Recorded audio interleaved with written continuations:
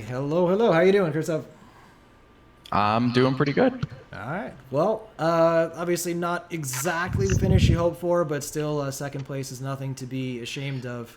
How you feeling right now?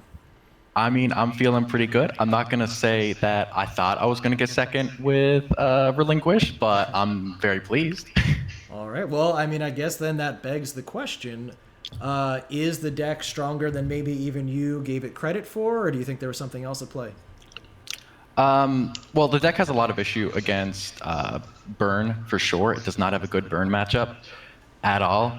And I think another big thing too is that because Relinquish struggles a lot with Burn and also Gaia, which by the way, I don't know how I won two of those back to back. I feel like a lot of people aren't siding for Relinquish, which made him a bit better at the moment. Okay. So, and you can certainly feel free to decline to answer this if you'd like, if you don't want to hurt your own strategy. But if one were to side against Relinquish, what do you feel would be the most appropriate cards that maybe people haven't quite picked up for their side decks yet?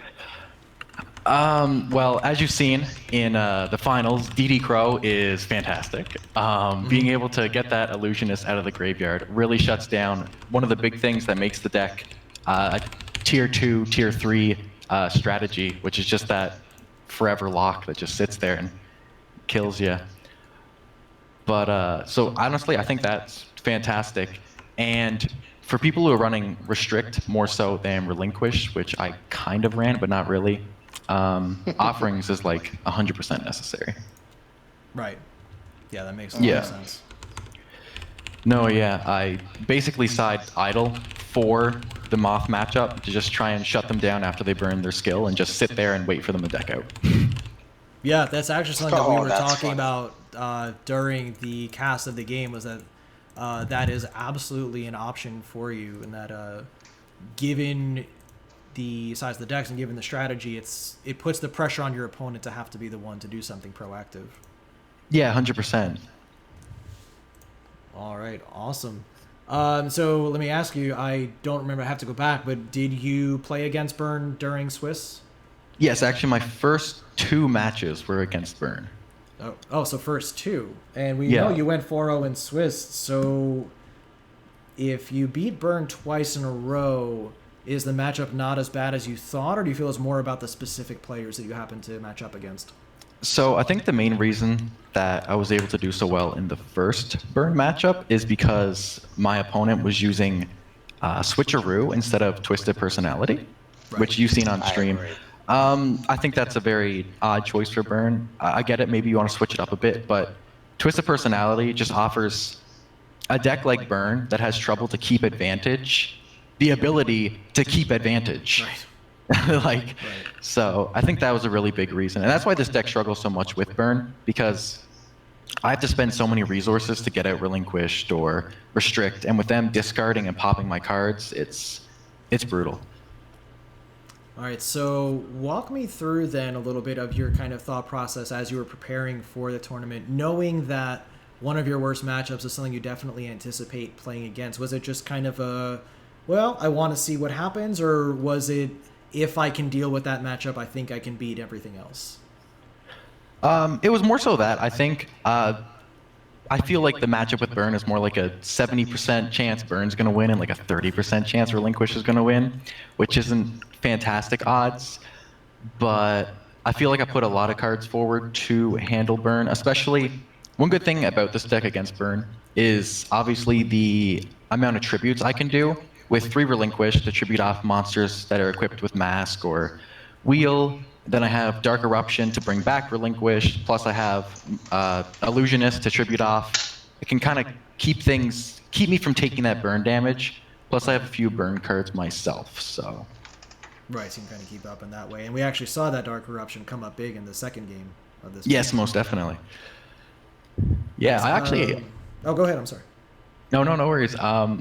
Yeah, I actually put in a really odd card in Relinquished, being Gravekeeper's Curse for the burn matchup, Right. because I found a lot while playtesting. I'd come to a circumstance where I'm in top deck mode, and they're 500 or less life points away from dying, but I don't have enough time to get a wheel off or to get a Zoma off, and I need that instantaneous burn. And Curse was just kind of the answer for that, the easy one. Plus, he's also a Dark Eruption target for more burn. So, True. Very true. Did that come up at all during any of your games today?